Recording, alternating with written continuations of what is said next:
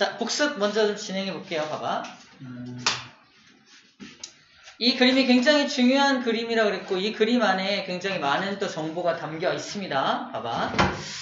자, 먼저, 항원이라는 녀석이 등장을 하고, 항원을 누가 잡아먹냐면, 대식세포라는 놈이 먼저 잡아먹어요. 대식세포는 쉽게 말해서 그냥 백혈구야, 백혈구. 백혈구라는 녀석이 우리 몸에 들어온 항원이라는 녀석을 잡아먹는데, 저 항원이라는 녀석은 병의 근원이 되는 병원체를 말합니다. 그래서 세균이 될 수도 있고 바이러스가 될 수도 있고 또 어떤 미생물이 될 수도 있습니다. 작은 생물체가 될 수도 있어요. 자, 저 항원을 저 대식세포가 잡아먹는데, 잡아먹는 과정에 대해서는 이제 포로 둘러싼 다음에 리소좀이라고 하는 어떤 수화 효소를 이용해서 녹여서 없애버립니다. 자, 대식이란 말이 먹어치운다는 뜻이야. 먹어치운다는 뜻. 우리처럼 막 씹어먹는 게 아니라 효소를 이용해서 녹여서 죽이는 거예요. 자, 근데 문제는 뭐냐면 이 항원을 이렇게 잡아먹는 것도 한계가 있다는 거야. 왜냐면 항원은 체내에 들어오자마자 굉장히 좋은 온도와 영양물질을 공급받기 때문에 굉장히 빠르게 증식합니다. 우리 몸에 들어오면서 굉장히 빠르게 증식하는데, 저 대식세포는 너무 덩치가 커서 잡아먹는데 너무 느려. 그래서 꾹 잡아먹는데 굉장히 느리게 잡아먹게 돼요. 그래서 대부분 한두 마리, 세네 마리 잡아먹고 나머지는 다 놓쳐버린다고 생각하면 될 것 같아. 놓쳐버린 세균들이나 바이러스가 몸 전체로 빠르게 피를 타고 도망갑니다.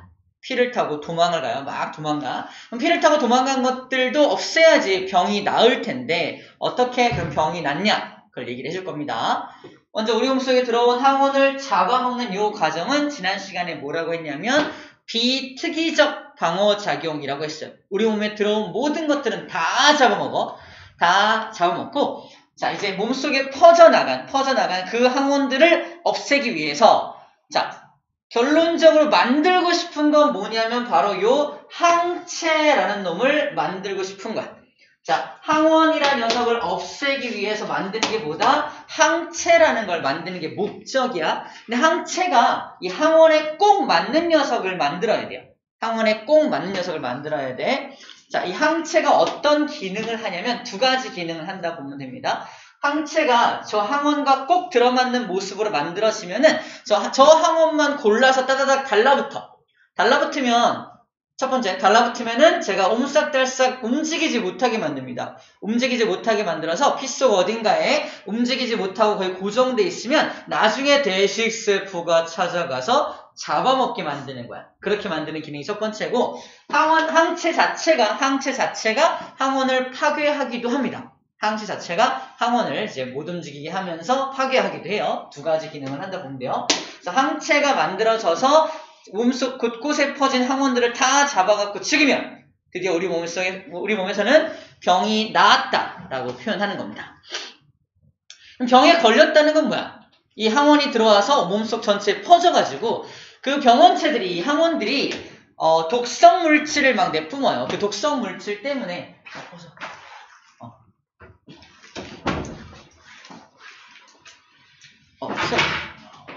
안녕하세요.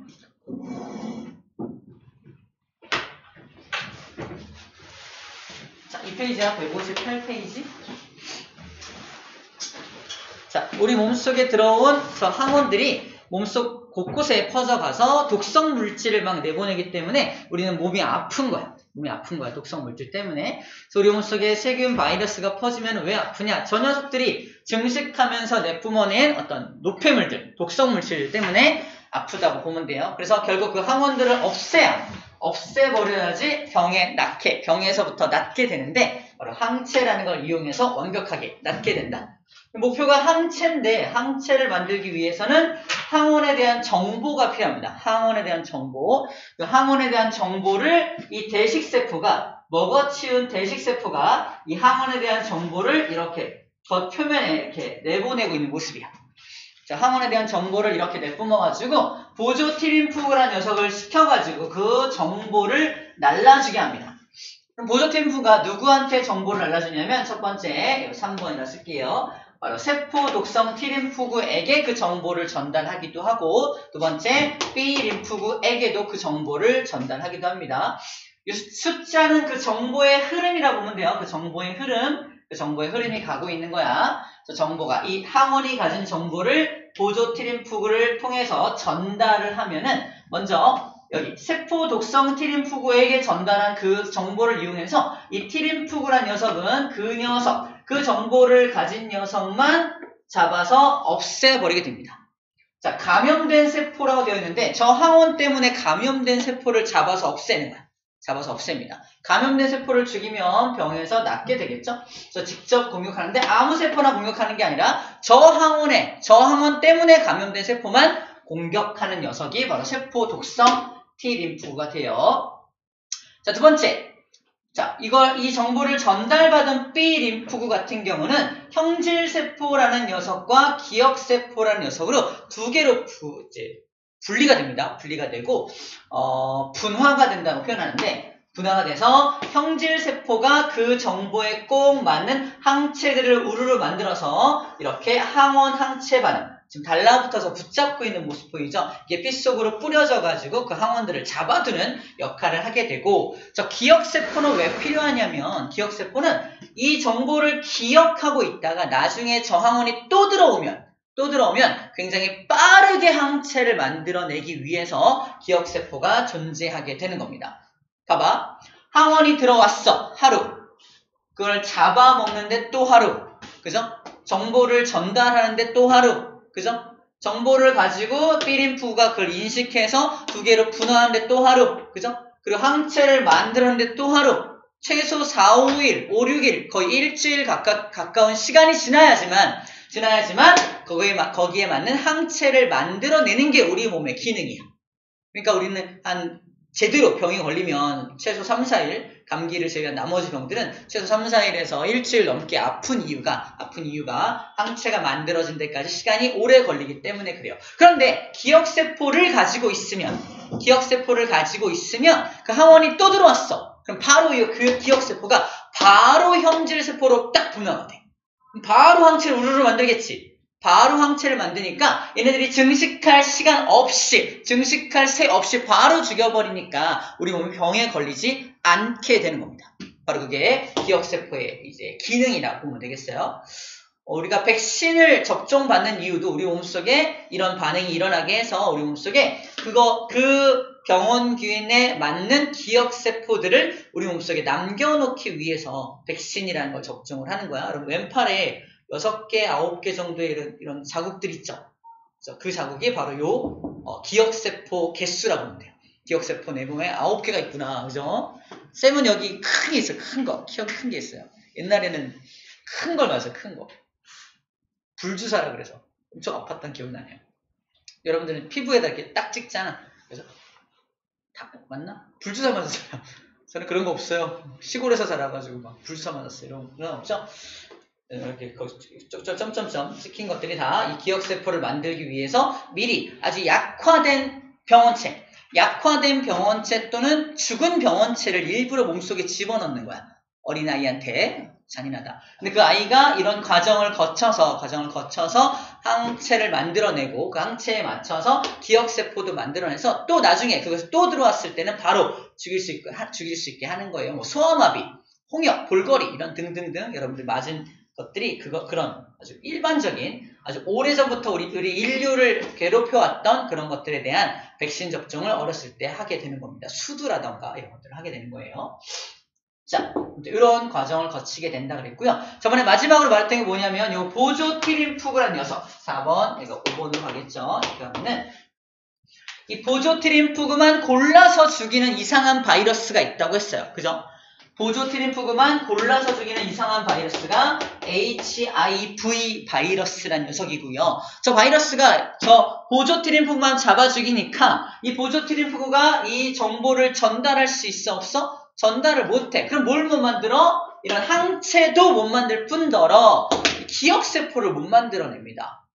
기억세포를 못 만들어내. 그래서 병은 이 HIV 바이러스가 우리 몸에 번식해 있는 병을 그래서 후천적으로 면역을 획득하는 걸 방해한다. 그래서 후천성 면역 결핍증 AIDS라고 불러줍니다. 이걸 AIDS라고 불러주죠. AIDS를 일으키는 바이러스는 HIV 바이러스라는 겁니다. 에이즈 바이러스라는 말은 사실 없어요. 에이즈를 일으키는 바이러스는 HIV 바이러스입니다. 물론 에이즈 바이러스 그러면 저걸 뜻하는 거예요. 그래서 자 이렇게 둘을 연결해 주면 될 것 같습니다. 자 이게 특이적 방어작용에 속하는 겁니다. 특이적이라는 말은 걔만 딱 골라 죽이는 걸 특이적 방어작용이라 하는 거야. 자 항원을 대식세포가 먹어 치우는 건 비특이적 방어작용이라고 한다면 항체가 그 자기한테 꼭 맞는 항원만 잡아 죽이는 녀석은 이제 특이적 반응이라고 불러줄 수가 있겠죠. 특이적 반응이다. 특이적 방어작용의 대표적인 그림에 대해서 한번 소개를 해봤습니다.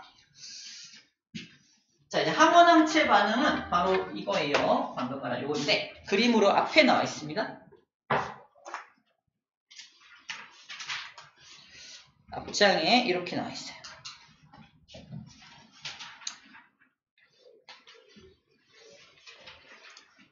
자, 얘가 항원이야. 항원 A, 항원 B. 우리가 알고 있는 병원체를 말합니다. 병원체 끝부분이 동그랗게 생긴 녀석이 있어요. 병원체 끝부분이 네모나게 생긴 녀석이 있어. 자, 우리 몸속에 들어온 녀석은 항원 A라고 칩시다. 항원 A가 들어왔어. 항원 A가 들어오면은 거기에 맞춰서 대식세포가 잡아먹고 항원 A를 잡아먹고 야 끄트머리가 이렇게 생겼다라는 정보를 보조 티림프구한테 전달해가지고 두두둑 해갖고 결국 형질세포가 항체를 만들었다 칩시다. 그 형질세포가 만든 항체의 모습은 끝부분이 이렇게 생긴 항체를 만들게 되는 거예요. 이렇게. 끝에가 동그랗게. 그래서 그 항원하고 완벽하게 결합할 수 있는 이런 항체를 만들게 되는 겁니다. 항체를 Y자라고 표현하는데 이 끝부분에 이렇게 그 항원 A와 딱 맞는 이런 결합 부위를 만들어서 그 항원만 특이적으로 죽이게끔 설계가 되어 있는 녀석이 항체라고 보면 되겠어요. 자, 이게 몸속에 뿌려지면요. 누구만 죽인다? 항원 A와 항원 B 중에 항원 A만 죽이겠죠. 항원 A하고만 결합할 수밖에 없으니까. 바로 이렇게 항원 A하고만 결합하고 있는 요거를 항원 항체 반응이라고 해요. 항원과 항체가 제대로 반응하려면 결합 부위가 완벽하게 똑같아야 합니다. 결합 부위가 완벽하게 똑같아야 돼. 결합 부위가 완벽하게 똑같으려면 얘에 대한 정보를 완벽하게 또 받아들여야지만 이런 항체를 만들 수가 있겠죠. 그래서 보조 티림프의 역할이 중요하다라고 말을 하고 있는 겁니다.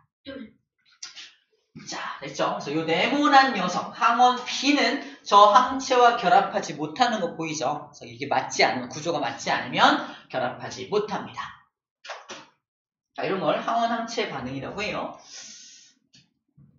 자, 그래서 여기 나와 있죠? 이게 항원 항체 반응의 결과입니다. 자, 이렇게 엉겨붙게 만든다. 엉겨붙게 만들어서 바닥에 가라앉거나 식균 작용으로 쉽게 제거된다라고 되어 있죠? 바닥에 가라앉게, 즉 움직이지 못하게 만들어서 식균 작용을 통해서 그 항원들이 없어질 수 있도록, 사라질 수 있도록 해주는 게 항체의 기능이다 라고 얘기하고 있는 겁니다. 자, 별 얘기 아니에요. 항원 항체 반응이 이런 얘기입니다. 자, 이제 1차 면역과 2차 면역 얘기를 하기 앞서서 또 용어가 하나 나오는데 봐봐. 아까 이 세포 독성 티림프구가 감염된 세포를 잡아 죽이는 거 있잖아. 이걸 뭐라고 표현하냐면 세포성 면역이라고 표현합니다. 세포성 면역. 세포를 잡아 죽이면서 면역작용을 한다. 세포성 면역이라 불러주고요. 항체가 항원을 잡아서 이렇게 식균작용으로 죽이는 건 뭐라고 하냐면 체액성 면역이라. 체액성 면역.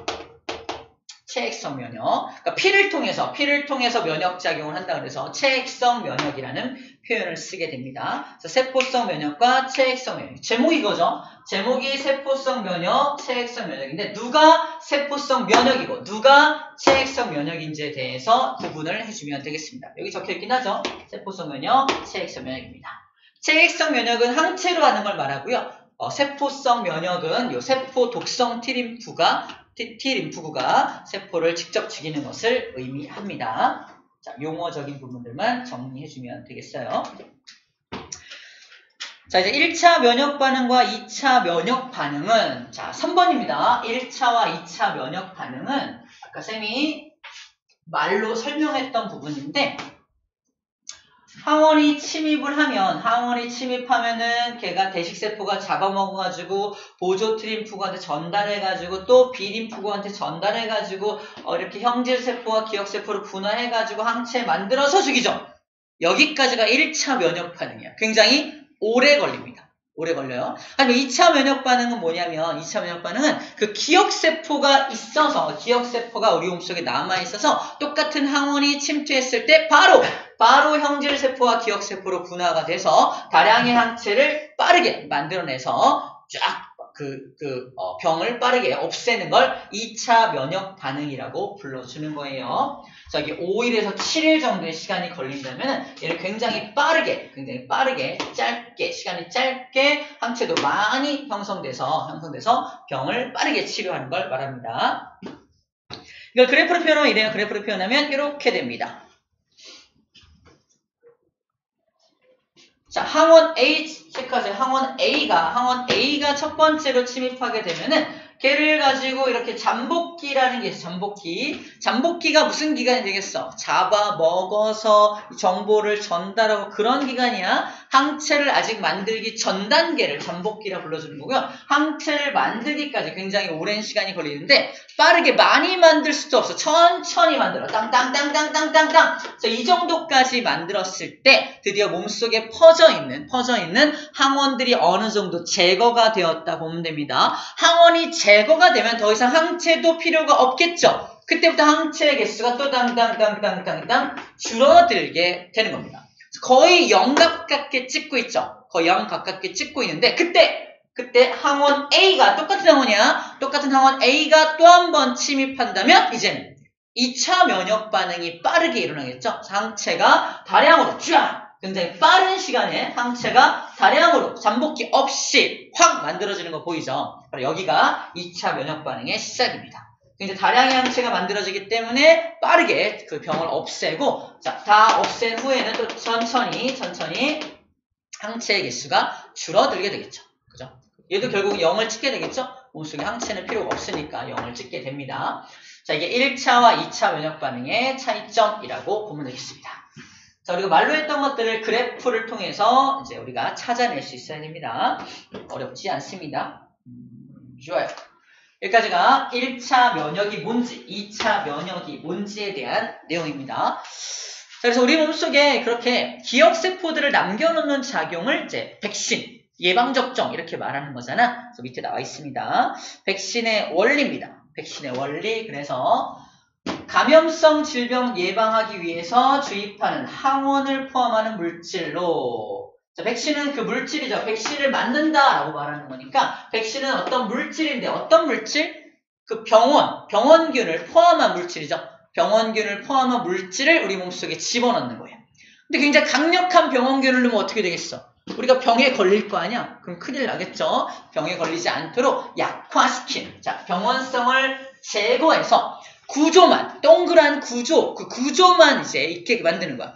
자, 세균을 넣어주긴 넣어주는데, 바이러스를 넣어주긴 넣어주는데, 구조가 이렇게 생긴 녀석이야 라는 구조는 남아있지만, 병원성, 얘가 어떤 병을 일으키는 그 원인은 제거한 다음에 우리 몸속에 넣어주게 되는 거지.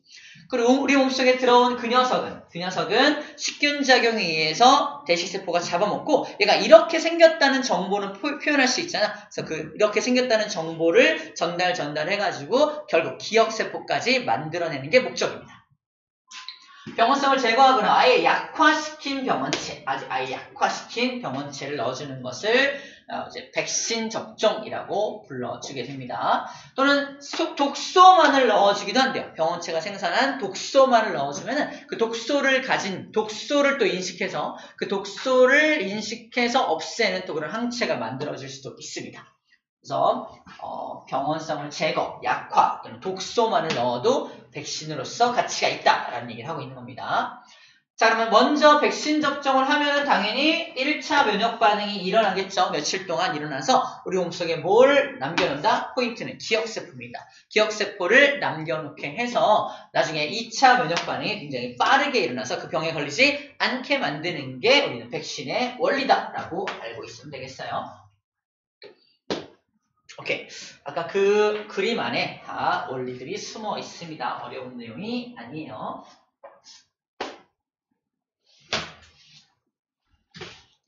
자, 마지막이다. 면역 관련 질환을 좀 볼게요. 면역 관련 질환.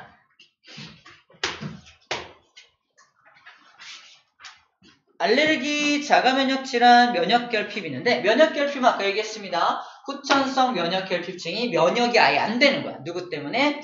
HIV 바이러스 때문에 그래요. 사람 면역결핍 바이러스라는 바이러스 때문에 면역 후천적으로 획득이 안 되는 거야. 그 기억세포 자체가 못 만들어지게 만드는 거니까 후천성 면역결핍증이라고 불러주는 겁니다. 자, 알레르기. 쌤이 저번에 설명했었는데, 알레르기는 뭐냐면, 원래는, 자, 그림으로 설명할게요. 자, 이게 무슨 반응이냐면, 우리 몸속에서 일어나는 염증 반응이에요. 염증 반응. 염증 반응인데, 염증 반응은 어떨 때 일어나야 정상이냐면, 우리 몸속에 세균이나 바이러스가 침투했을 때 염증 반응이 일어나야 돼. 염증 반응. 세균이 침투하게 되면은 이 세균이 침투하는 과정 중에 손상된 세포들이 히스타민이란 물질을 분비해서 그 히스타민이란 물질이 피를 끌어오는 물질이야. 쉽게 말해서 피를 끌어오는 물질. 피를 왜 끌어와야 되냐면 피를 끌어와야 그 피 속에 들어있는 백혈구들을 이제 공급받을 수가 있거든요. 그 백혈구로 인해서 이 세균들을 죽여야 하기 때문에 히스타민이라는 물질이 분비되어서 피를 끌어와야 됩니다. 피를 끌어오기 위해서는 뭐 해야 된다? 혈관을 확장시켜야 돼. 그래서 히스타민이 혈관을 확장시키는 기능을 해줍니다. 혈관을 확장시키면 봐봐, 혈관이 훨씬 두꺼워진 거 보이죠? 혈관이 확장되면은 여기서 백혈구가 굉장히 많이 뿜어서 나와가지고 이 세균을 죽이는 걸 볼 수 있어요. 그런데 문제점은 뭐냐면 혈액이 굉장히 많이 모이다 보니까 백혈구만 나오지 않고 혈장 성분, 다시 말해서 액체 성분도 함께 나온단 말이야. 이 부분에 쓸데없는 액체 성분이 가득 차게 됩니다. 액체 성분. 그것 때문에 피부가 부어올라요. 부어오릅니다. 부어오를 때 특징이 뭐냐면 굉장히 가려워. 엄청 가려워. 그래서 이 면역 반응, 염증 반응이 일어날 때는 굉장히 그 다친 부위가 굉장히 가려운 이유가 이런 이유 때문에 그렇다는 거야. 자, 다시 알러지로 돌아가 볼게. 알러지는 어때요? 알러지 일어나면은 막 피부가 붓고 가렵고 이런 증상이거든. 바로 이 증상이야. 누구 때문이다? 히스타민이라는 물질 때문이에요. 자, 원래 히스타민은 죽은 세포 또는 제2의 손상된 세포가, 쟤 때문에 손상된 세포가 내보내야 되는데 잘못 인식을 하는 거야. 뭘? 새우 껍데기를 또는 음식 중에 어떤 밤, 그죠? 견과류 이런 것들 또는 먼지 이런 것들을 외부에서 침입한 어떤 걸로 잘못 인식하는 거야? 병원체로 잘못 인식을 하는 거야. 병원체로 잘못 인식을 해서 히스타민을 분비하는 거야. 막 분비하는 거야. 몸속에서. 내가 그럼 병에 걸린 것도 병원체가 들어온 것도 아닌데 음식물 때문에 또는 먼지 때문에 몸이 막 부어올라. 부어올라가지고 막 가렵고 심하면 이게 피부만 부어오르면 괜찮은데 호흡기 쪽에 이 안쪽 내장기관이 부어오르면 그게 제일 문제야. 내장기관이 막 부어오르면 식도를 막거나 또는 후두 기관을 막을 수 있고 기관을 막아서 호흡곤란으로 죽을 수 있습니다. 이 안쪽에 있는 여기도 이 안쪽에도 피부들이 있잖아. 이 안쪽에 피부들이 이렇게 부어오르면은 이제 호흡곤란이 있을 수도 있겠죠. 그런 게 가장 문제점이 되는 겁니다. 쌤도 경험이 있어. 옛날에 굉장히 잘생긴 한 학년 선배님이 계셨고 남자야. 잘생기니까. 그래서 굉장히 여학생들로부터 굉장히 막 인기가 굉장히 많았던 선배님인데 재밌는 얘기할 땐 깨야지 이제. 선배님인데 선생님은 이제 생명과학을 전공했기 때문에 생명과학 관련된 이제 채집 활동을 가요. 우리 학교에서 채집 활동을 갔었는데 거기 벌집을 잘못 건드린 거야. 벌집을. 새집 갔다가 벌집을 잘못 건드려서 그 벌에 쏘이신 거야, 그분이. 다른 사람은 다 도망갔는데, 또는 쏘이긴 쏘였는데, 그분은 뭐가 있었던 거야? 벌에 대한 알러지가 있었던 거야. 벌에 대한 알러지. 그래서 진짜 거짓말 안 하고 얼굴이 풍선처럼 이렇게 부풀어 오르는 현상을 딱 봤어요. 진짜 풍선처럼. 그래서 밖으로 이제 배를 타고 병원으로 실려 나가시긴 했는데, 뭐 생명의 지장은 없었는데, 그렇게 엄청난 알러지 반응이 어마어마하게 일어나는 것을 눈으로 목격했습니다.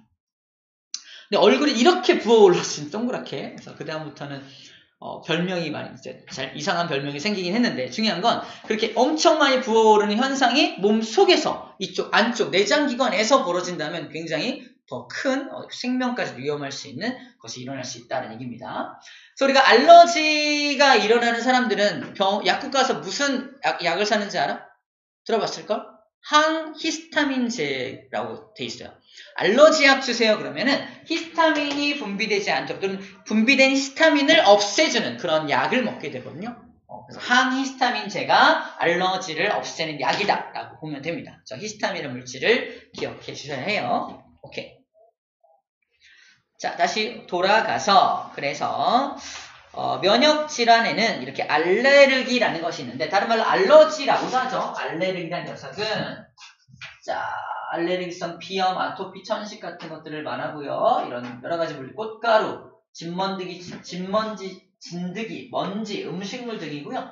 자, 이런 것들은 아까도 말했지만 여기 안 써있긴 하네요. 히스타민이 과다 분비가 되어서 일어나는 일이다 라고 생각하면 되겠네요. 면역계가 과민하게 반응하는데 주로 히스타민이 과다하게 분비돼서 일어나는 일입니다. 두드러기, 재채기, 콧물, 눈물, 부어오름 등등이, 가려움 등등이 일어나겠죠.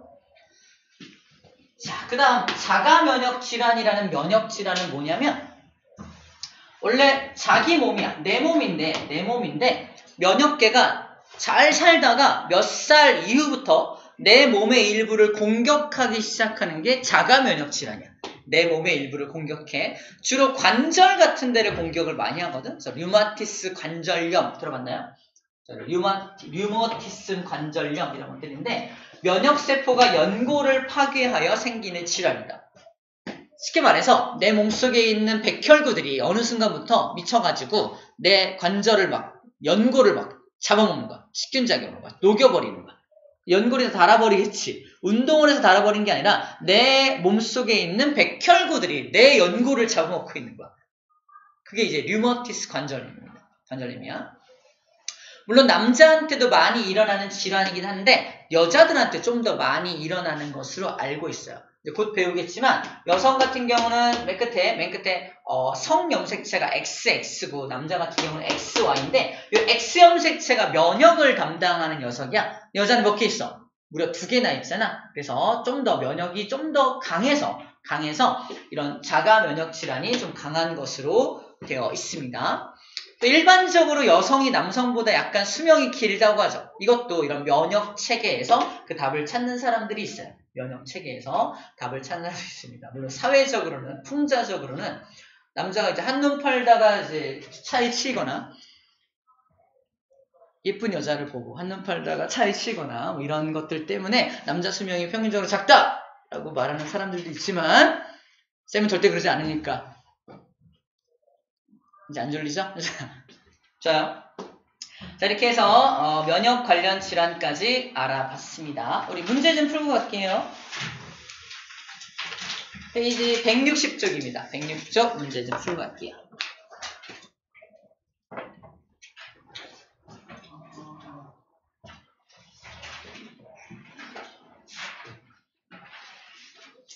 여기는 영상을 찍어주세요. 들는 것부터 한번 쳐보세요. 일단.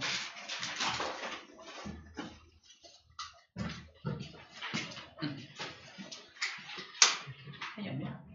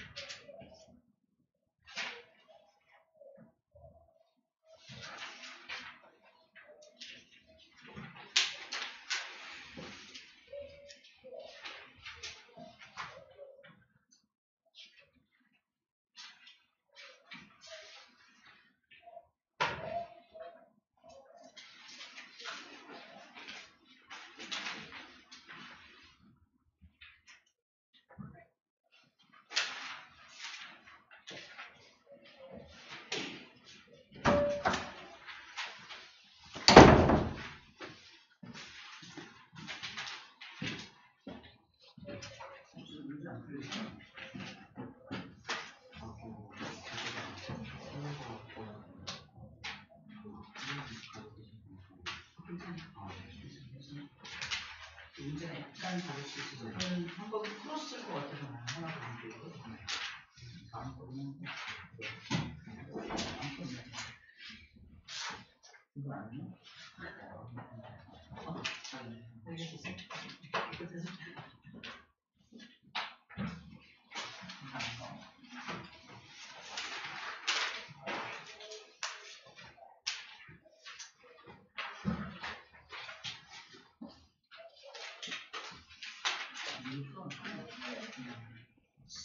성실.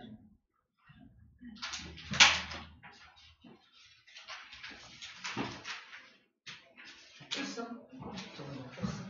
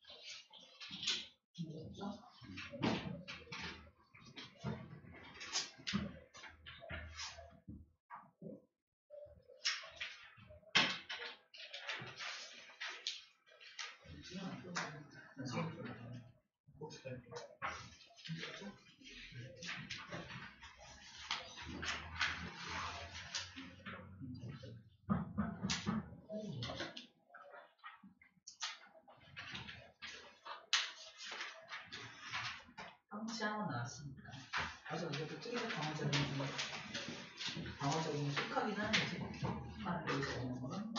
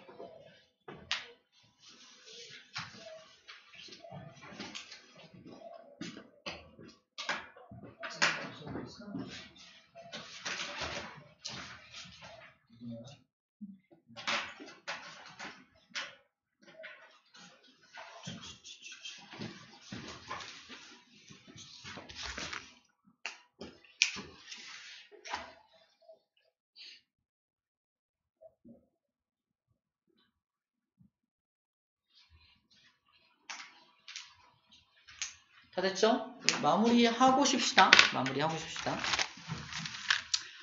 자, 마무리는 여기 혈액형 얘기 좀 할게요. 마무리하고 잠깐 쉴게요. 시간이 아직 일러서. 자, 여러분들 나와있는 162쪽에 나와있는 표입니다. 이 표에다 쌤이 하나를 더 넣어줄게. 봐봐. 자기 혈액형 알죠? 자기 혈액형들 알고 있는데 자기 혈액형이 어떤 의미를 가지는지를 먼저 알면 좋을 것 같아요. 봐.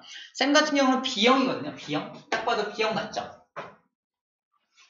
굉장히 좀 카리스마 있고 유머러스하며 아니야? B형만 있나? 아무튼 B형인데 약간 그래요. 아무튼 B형 그만할게. B형은 뭘 가지고 A형, B형, O형을 결정하냐면 바로 적혈구입니다. 적혈구의 표면에 이렇게 돌출된 녀석, 요게 B라는 항원, 응집원이라고 표현을 해요. B라고 하는 동그랗게 생긴 거, 물론 동그란 거 아니라 모식적으로 말하는 거고, 이렇게 생긴 녀석이 있을 때 우리 B가 있다라고 하자라고 하는 겁니다. B가 있다. 얘도 이렇게 B 동그란 걸 B라고 하자. 그래서 B라고 하는 응집원이 적혈구 표면에 있는 녀석들을 B형이라고 표현을 하는 겁니다.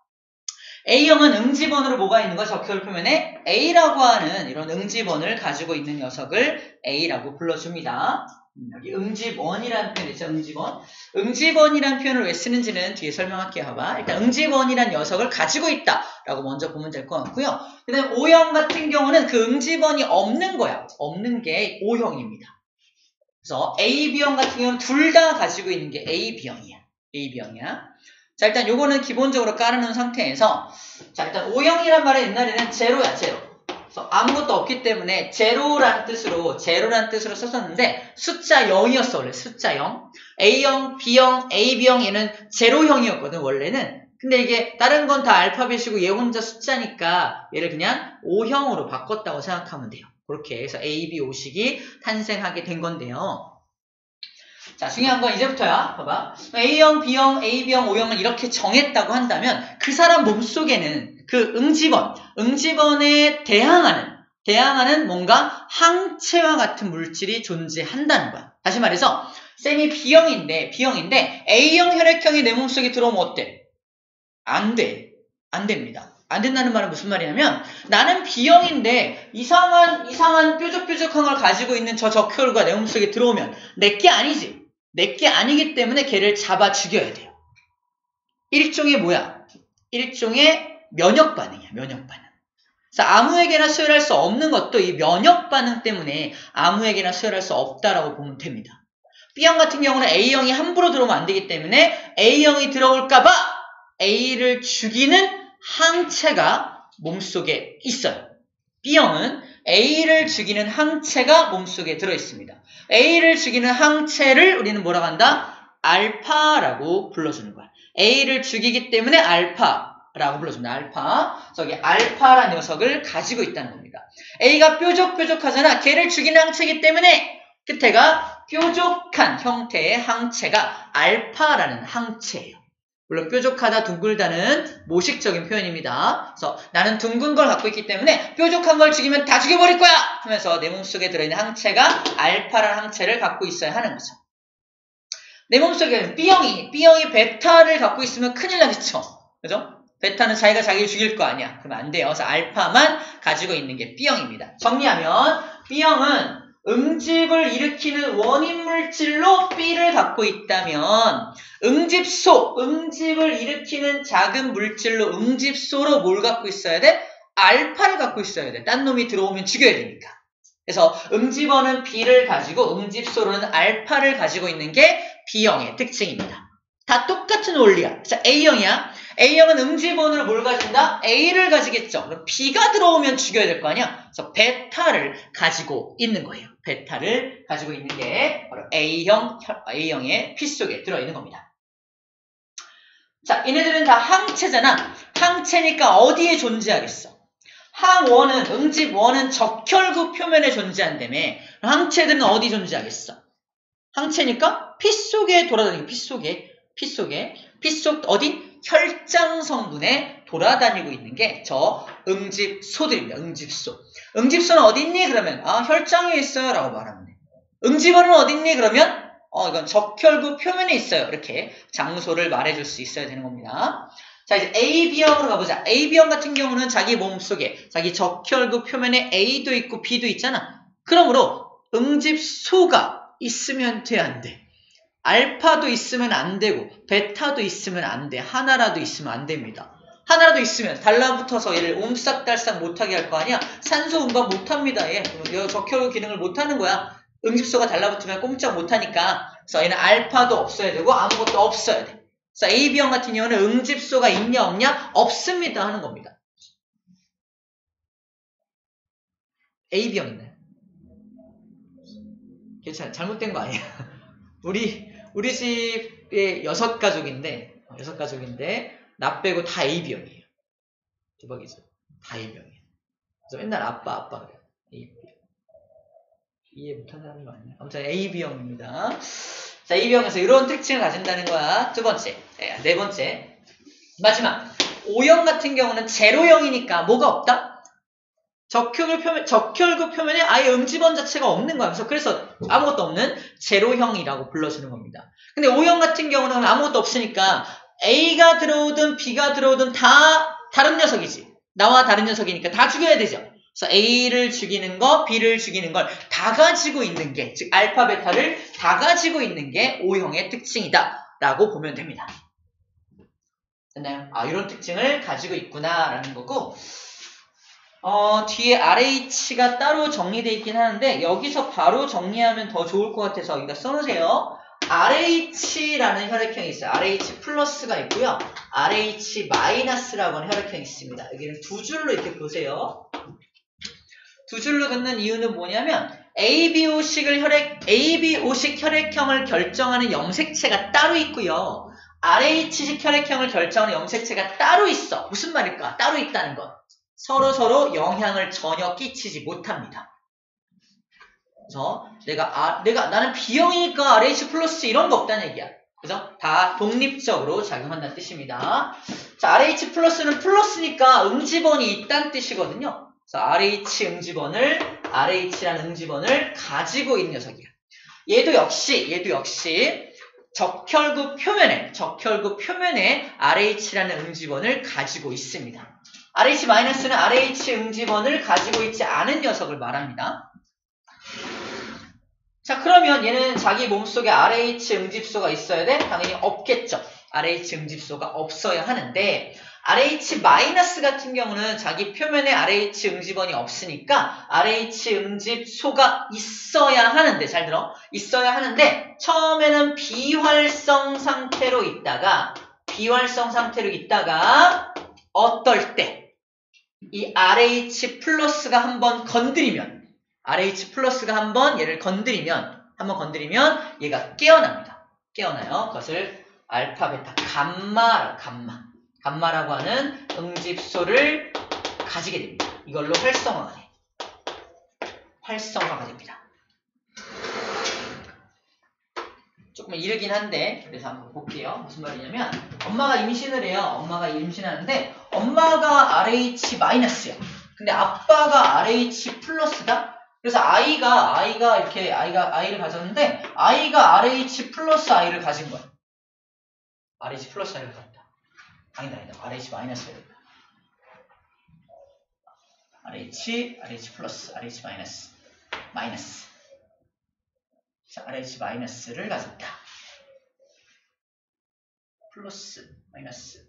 플러스는 저기 없지. 아니다. 플러스다. 쏘리. RH 플러스 아이를 가진 거야. 아빠 따라서. 그럼 이 첫째 아이는 굉장히 무사히 태어납니다. 왜냐면 엄마랑 아이가 물질을 교환하는데, 태반을 통해서 물질을 교환하는데, 아이가 RH 플러스니까 엄마하고 아이 사이에 물질 교환을 할 때, 응집원은 움직일 수가 없어요. 응집원은 적혈구 표면에 있으니까 응집원은 너무 커다래서 움직일 수가 없거든? 근데 응집소는 너무 조그매서 또 아까 피를 통해서 혈장을 따라다니는 게 응집소니까 되게 조그매. 엄청 조그맣기 때문에 이 응집소는 왔다 갔다 움직일 수가 있어요. 그래서 엄마 입장에서 엄마는 RH-니까 아직은 비활성 상태의 응집소가 있기 때문에 응집소가 없는 거야. 아이한테 비활성 상태의 응집소가 왔다 갔다 하니까 이거는 깨어나지 않고 아이를 죽이지 않게 됩니다. 아이를 죽이는 경우가 어떤 경우냐면은 이런 경우야. 첫째 아이가 태어나는 과정 중에 첫째 아이의 혈액형이 RH 플러스잖아. 저 RH 플러스 혈액이 엄마에게 자극을 가한 거야. 태어나는 과정 중에 출혈이 굉장히 많이 일어나니까 엄마에게 RH 플러스 혈액이 엄마를 한번 자극하게 된 거야. 그때부터 엄마는 뭐가 깨어나냐? 감마가 깨어나는 거야. 감마가 막 생성되기 시작해. RH가 한번 자극을 했으니까 또 그러니까 이런 거야. 약간의 2차 면역 반응 같은 거야. 갖고 있다가 또 RH가 또 나를 공격할 수 있으니까 자기 몸속에 항체들을 막 만들어 놓고 있는 장면을 상상하면 돼. 그래서 RH 플러스가 또 자기한테 영향을 끼칠 수 있으니까 미리 감마를 만들어 놓은 거야. 자, 그런 상태에서 둘째 아이를 가집니다. 둘째 아이도 RH 플러스야. 그럼 어떻게 될까? 둘째 아이랑 또 엄마가 물질 교환할 텐데 엄마가 뭘 막 주겠어? 감마를 막 주겠죠. 감마가 뭐 한다? 감마는 RH 플러스 요 항원하고 얘하고 달라붙게 만드는 거잖아. 항원항체 반응 일으키겠죠. 아이의 모든 적혈구가 파괴됩니다. 저 아이는 그래서 살아남을 수가 없다고 보면 돼. 그래서 둘째 아이부터는 급격한 적혈구가 사라지기 때문에 악성 빈혈에 시달리다가 아이는 죽게 됩니다. 이걸 저가세포증 이렇게 불러주는데 또 이런 게 바로 RH 플러스 마이너스 간에 결혼하면 조금 위험하다라고 말하는 부분들이 바로 이런 부분이야. 그렇다고 되게 굉장히 사랑하는데 내가 RH 플러스인데 RH 마이너스 여자를 만났어. 결혼하지 말아야 될까 그러면? 그런 건 아니에요. 현대 과학기술로 다 극복을 해놨습니다. 옛날 얘기야. 옛날 얘기고 지금은 이제 RH 플러스 마이너스 결혼을 해도 이제 첫 번째 아이가 태어날 때 엄마에게 자극을 가하지 않도록 조치를 취하는 방법들이 개발되었으니까 걱정하지 않아도 된다는 말로 마무리할게요. 자, 어쨌든 RH 플러스 마이너스도 이러한 원리로 돌아간다 라는 거 정리를 해두면 될 것 같습니다. 자, 이제 혈액형을 판정해 볼게요. 혈액형 판정. 시험 문제입니다. 이제부터 시험 문제. 일단 내가 A형인지 B형인지 O형인지 판단을 해야 돼. 어떻게 판단할까? 자, 이렇게 판단합니다. 보세요. 여기 채워진 게 뭔지 봐봐. 여기 항 A 혈청이라는 걸 준비한다. 혈청. 자, 혈청을 설명할게요. 혈청이 뭐냐면, 자, 우리 일단 피를 원심 분리하면 밑으로 무거운 게 가라앉고 위에 가벼운 게 뜨잖아. 자, 이때 무거운 녀석을 우리는 뭐라고 하냐면 혈구라고 불러줍니다. 혈구. 무거운 물질들 혈구라고 불러주고요. 혈구의 대표적인 게 적혈구, 백혈구, 혈소판. 적혈구, 백혈구, 혈소판 같은 성분이 혈구 성분이고요. 가벼운 게 위에 뜨게 되는데 가벼운 물질을 뭐라고 한다? 혈장이라고 불러줍니다. 혈장. 혈장은 대부분 물인데 거기 영양소가 녹아있거나 이산화탄소가 녹아있거나 그래요. 그런 것들이 있습니다. 그 다음에 우리가 이제 상처가 나면은 혈액을 응고시키는 물질 있잖아. 그 물질을 피부린이라고 해요. 피부린. 그러니까 혈장에는 피부린 성분도 함께 들어있어요. 피부린 성분이 들어있습니다. 저 녀석 때문에 혈액이 응고되는 건데, 자, 지금부터 혈액형을 판정하기 위한 시약을 만들 거야. 지금부터 시약을 만들 건데, 그 시약을 똑똑똑똑 떨어뜨려 놓고 이제 혈액을 거기다 한 방울씩 떨어뜨릴 건데, 그 시약 자체가 응고돼 버리면 어때요? 안 되겠죠? 그 시약을 응고시키지 않게 하기 위해서 피부린을 제거한 거야. 어디서? 혈장 성분에서 피부린만 제거한 거, 그게 혈청이야. 혈청이 뭐냐? 혈장에서 피부린 제거한 겁니다. 저 안엔 뭐가 들어있을까? 아까 혈장 성분과 거의 동일하겠죠? 피부린을 제외한 나머지는 동일하니까 저 안에 응집소가 들어있는 거야.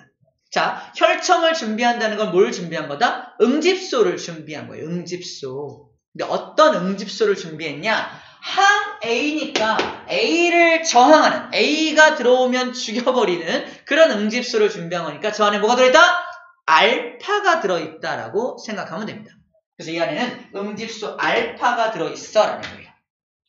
시험 문제는 가로 열고 응집소 알파 써줄까 안 써줄까 이런 거. 안 써주겠지, 그치? 당연히 항 A 혈청 안에는 알파가 들어있다는 걸 알고 있어야 문제를 풀 수가 있게 되겠죠. 그죠? 항 A 혈청. 그래서 항 A 혈청을 준비한 다음에 거기다가 내가 A형이야. A형 혈액을 똥똥똥 떨어뜨리면 응집할까 안 할까? 응집하겠지, 그지?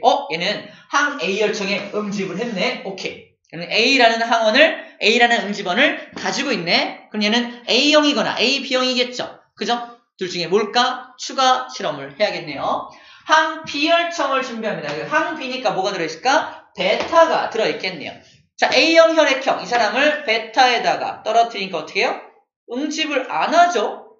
얘는 A밖에 없으니까. 안 하니까 얘는 AB형은 아니었던 거야. A형입니다.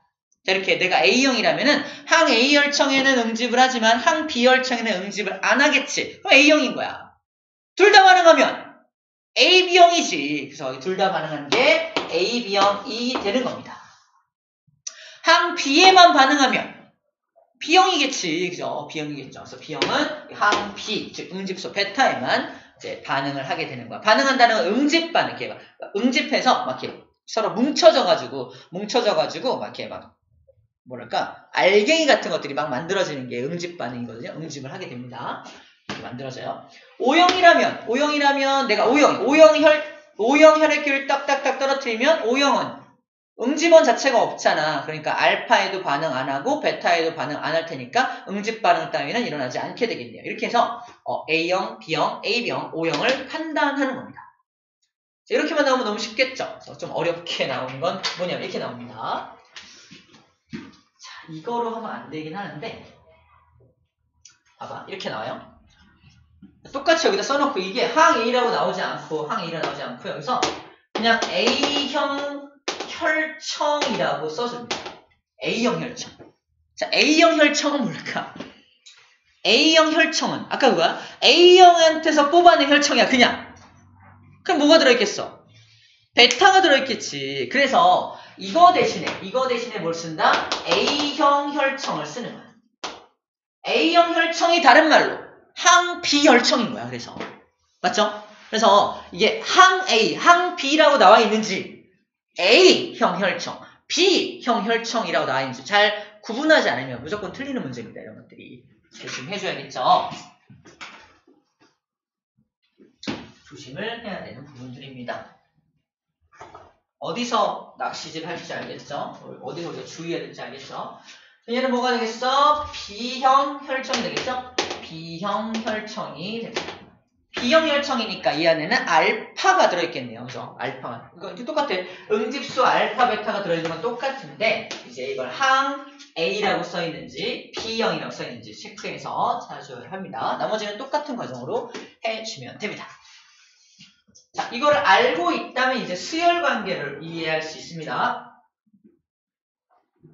수열 관계를 이해할 수 있어요. 자, 간단하게 말하면 수열은 이렇게 할 수 있대요. 이렇게 할 수 있어요. AB형끼리 수열할 수 있고요.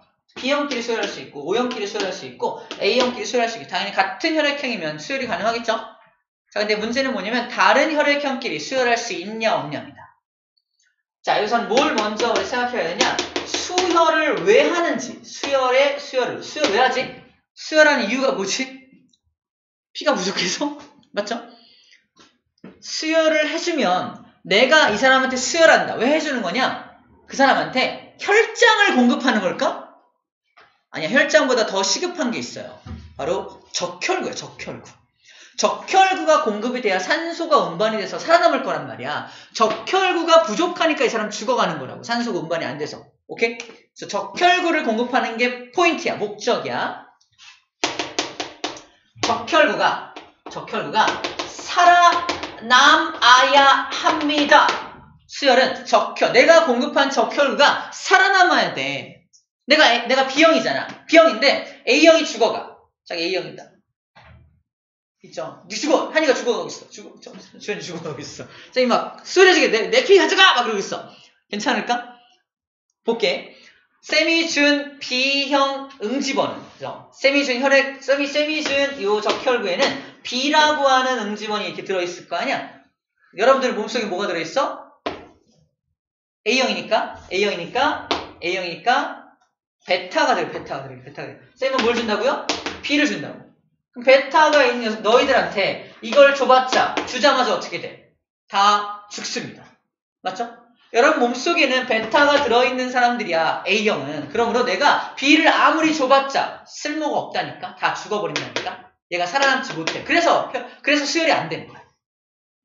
그럼 내가 줄 수 있는 사람 누구겠어? 같은 혈액형 B형이거나 또는 AB형한테는 줄 수 있다? 왜 A병은 뭐가 없었어 아까? 응집소가 없었어. 그죠? 자기 몸속에. 응집소가 없으니까 내가 준 이 혈액을 공격을 못해. 그래서 AB형은 수혈을 다 받을 수 있는 거야. 누구한테나. 같은 AB형도 받을 수 있고 또 어떻게? A형한테도 받을 수 있고요. O형한테도 받을 수 있고 B형한테도 받을 수가 있는 거야. 다 받고 있는 거 보여요? 다 받고 있는 거? 하나, 둘, 셋, 넷. 다 받고 있죠? 다 받을 수밖에 없는 이유가 바로 응집소가 없기 때문이라는 겁니다. 그럼 안타까운 건 O형이죠. O형이다.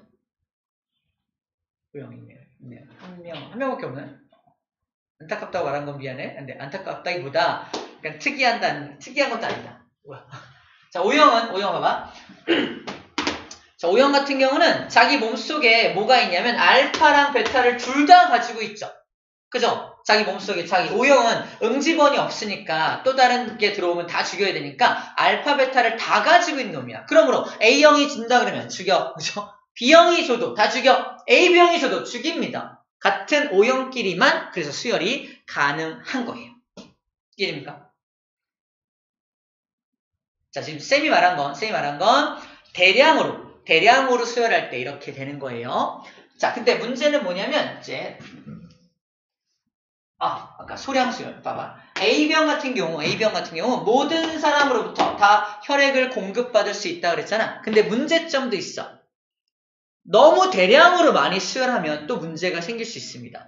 그러니까 A병이라서 긴급하게 어쩔 수 없이 O형한테 혈액을 공급받았어. 그래서 잘 썼어. 근데 계속해서 O형을 공급한다면 어떻게 될까? 이 녀석은 적혈구만 공급하는 게 아니지. 적혈구만 땅땅땅 넣어주는 게 아니잖아. 이 사람한테. 모두 들어간다? 혈장 성분도 들어갈 거 아니야. 즉 이 사람 몸속에 있는 뭐가 들어간다? 혈장 속에 있는 알파, 베타도 들어가는 거야. 대량으로 수혈하면 이 사람의 몸속에 있는 알파, 베타라는 응집소도 같이 이 사람 몸에 들어가는 거야. 그럼 이 사람이 갖고 있는 AB형, 응집원 AB를 갖고 있잖아. 이 알파, 베타가 너무 다량으로 들어가면 얘를 공격합니다. 그래서 기존에 이 녀석 AB형이 가지고 있던 응집원을 공격해서 걔를 죽일 수 있는 거야. 걔를 죽일 수 있겠죠. 그래서 너무 다량으로 수혈할 수는 없다. 그러니까 혈액형이 다를 경우에는 너무 다량으로 수혈할 수는 없다라는 말을 해주고 있는 겁니다. 근데 소량 수혈도 안 되는 거 아니에요? 소량으로 수혈해도 얘가 알파, 베타를 주면은 얘가 얘를 죽일 수 있잖아요. 이렇게 생각할 수 있죠. 맞죠? 근데 목적은 아까 O형이 가지고 있는 적혈구를 살아남게 하는 게 1차적인 목적이라고 했고요. 어쨌든 이 적혈구, O형이 제공한 적혈구는 살아남겠죠. 죽진 않을 거 아니야. 근데 문제는 얘가 가지고 있는 적혈구가 죽으면 어떡해요? 라고 말할 수 있겠지. 맞아요? 거기까지 생각이 갔나요? 그렇죠? 그럴 수 있겠지. 하지만 얘가 피를 넣어줄 때 응집소는 무엇과 함께 들어가냐면 혈장 성분과 함께 들어가잖아. 혈장의 대부분은 뭐지? 물이거든요. 다시 말해서 굉장히 희석된 상태로 응집소가 들어가기 때문에 웬만해서는 얘한테 잘 영향을 끼칠 수가 없다. 농도차 때문에 어렵다라고 일단 기억하면 돼요. 농도가 너무 낮아서 이 응집소의 농도가 너무 낮아서 얘를 죽이기에는 조금 미흡하다라고 생각하면 돼요. 그래서 소량 수혈이 그래서 가능한 이유입니다. 자, 소량과 대량 수혈까지 한번 이야기를 해보았네요. 자, 이렇게 하면 이제 혈액형, 그리고 응집반응, 혈액형 판정, 수혈 관계까지 전부 이야기를 한 거예요. 자, RH 잠깐 볼게요. RH 그림. RH라는 말뜻이 어떻게 나온 말뜻이냐면, 이 원숭이가 이름이 붉은 털 원숭이죠.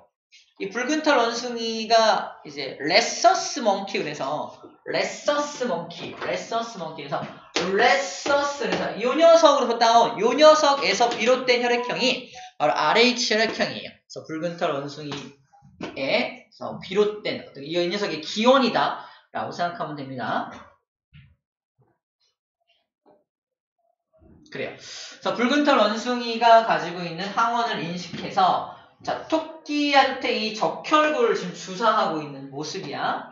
토끼가 이 RH 응집원을 받아서 뭘 만들까? 저것에 대항하는 응집소를 만들겠죠? 그래서 감마라는 응집소를 막 만들겠네요. 감마. 우리가 알고 있는 감마를 막 만들었다 칩시다. 그 응집소를 생성할 테니까 그 응집소를 분리해서 토끼의 항 RH 혈청을 만든 거야. 토끼로부터 RH 응집원이 들어오면 걔를 죽이는 혈청을 만든 겁니다. 지금 뭐 하는 걸까? 내가 RH 플러스인지 마이너스를 확인하기 위한 혈청을 만드는 과정을 설명하는 중이야. 혈청을 만들 때, 자, 토끼를 이용해서 혈청을 만든다 라고 말하고 있는 겁니다. 그래서 이 사람이 RH 플러스인지 마이너스인지 모르는 사람인데, 이 토끼로부터 분리해낸 토끼의 항 RH 혈청에는 뭐가 들어있다? 감마가 들어있을 테니까, 얘가 RH 플러스라면 응집을 이렇게 할 거고요. 그죠? RH 마이너스라면 응집을 하지 않게 되겠네요. 이렇게 RH 내가 플러스인지 마이너스인지를 알아낼 수 있다라는 말을 해주고 있는 겁니다. 오케이, 이렇게 알아내는 거구나. 네, RH란 말뜻이 저 RH, 레서스 몽키로부터 비롯된 어떤 그런 용어구나. 사람도 RH 플러스 마이너스가 있구나 라는 정도로 정리하면 될 것 같습니다. 자, 됐으면 넘기면 이제 바로 개념하기 문제 나옵니다. 풀어볼게요. 그리고 잠깐 쉴 거예요. 딱 봅시다.